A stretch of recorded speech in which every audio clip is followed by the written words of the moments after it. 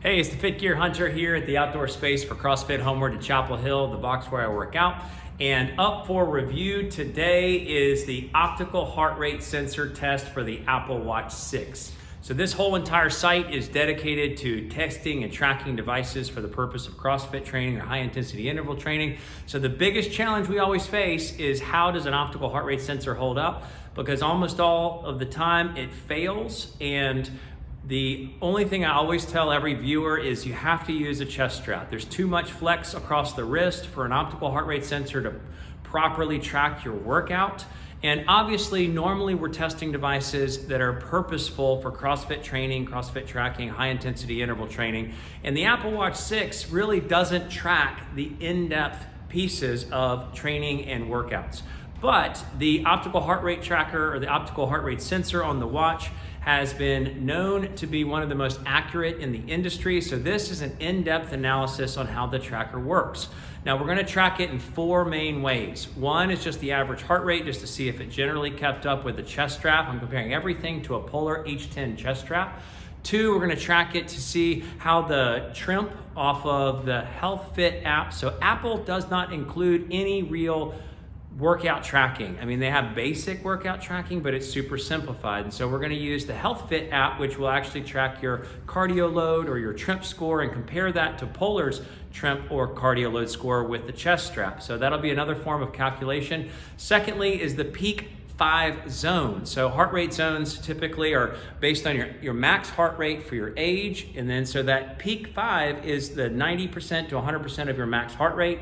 And then last, we're going to track it in the zone 4 and 5. So the 80% to 100%. So how much of it did it pick up relative to the time spent in that zone under a chest strap or tracked with a chest strap. So we're gonna do 6 workouts. We're gonna go through those one by one, and then we're gonna come back together for a summary. So if you like the video, please give it a thumbs up. Please consider subscribing because there's a lot of great videos coming up. I'm gonna do a massive smartwatch collection review, as well as the TicWatch Pro 3 is supposed to be being delivered, so I can track that and test that. So lots of great content to come. Let's get into the details.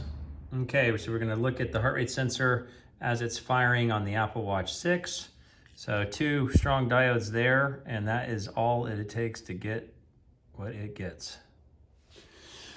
Okay, so how did the Apple Watch 6 track? So we're going to look at it across a series of 6 workouts. So here you have clean and jerk, clean pull, and then an EMOM.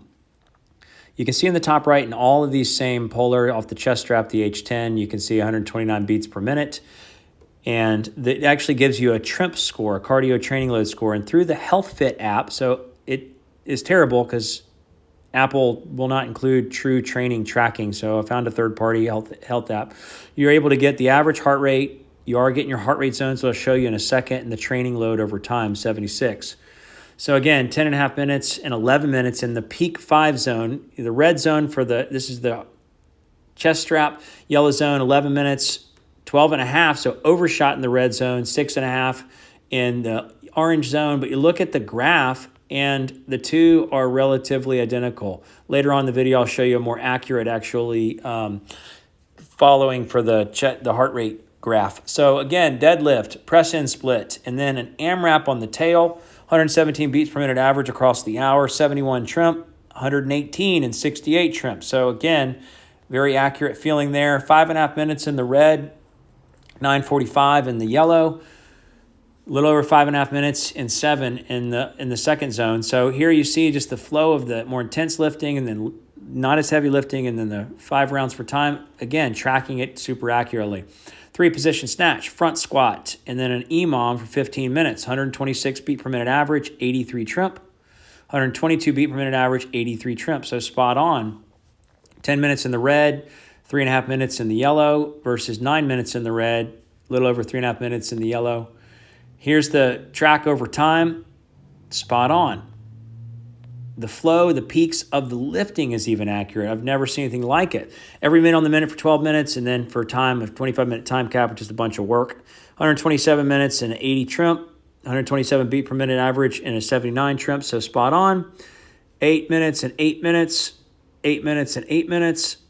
And then the workout itself, super accurate, very similar graphs. Sots pressed followed by a long workout, chipper for time, 136 beat per minute average, 103 trimp. So more intense impact, 137, 93 trimp, almost 20 minutes in the red, 6 minutes in the yellow, 18 and a half minutes in the red, 5.5 minutes in the yellow. Workout on the chest strap.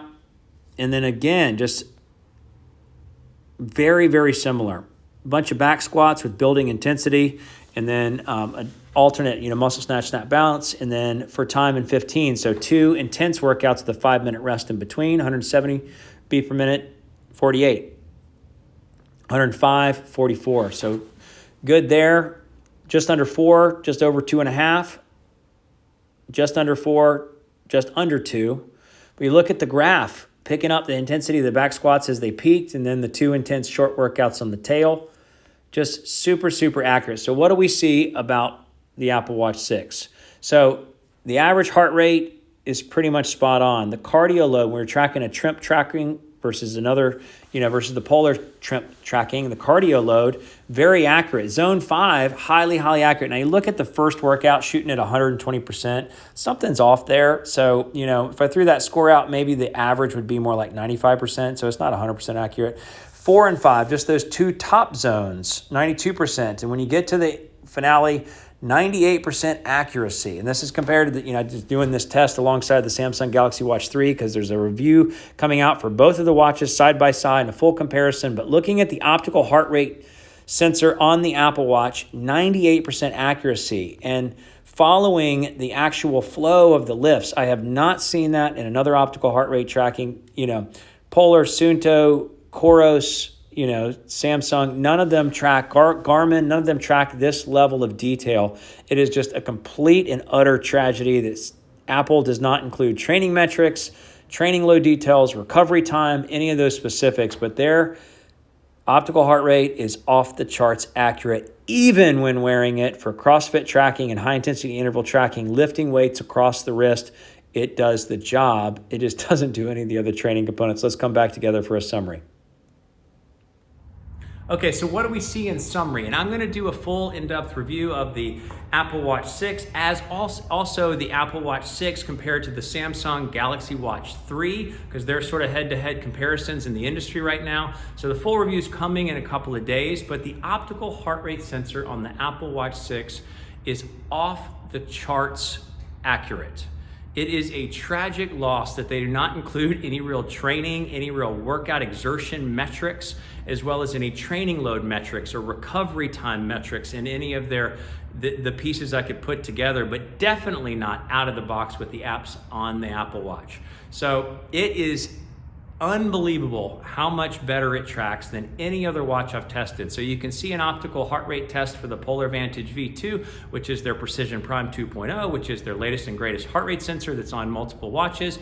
I tracked the Suunto 7, as well as Garmin's Elevate sensor, which is their top of the line optical heart rate sensor on all of their watches. The whole Forerunner, Phoenix, Vivo Active, Venue, all of them have the same optical heart rate sensor. There's a test I did for that and reviews you can see there. This is so much better, like light years better than any of those at that highest 97% accuracy and from all the details we studied. So definitely fantastic. If they would ever just develop the training and if they would actually change some of the design components, that's all going to come out in the review coming up in a couple of days. But other than that, it's fantastic, and it's the most accurate optical heart rate sensor I've tested today. Thanks for watching.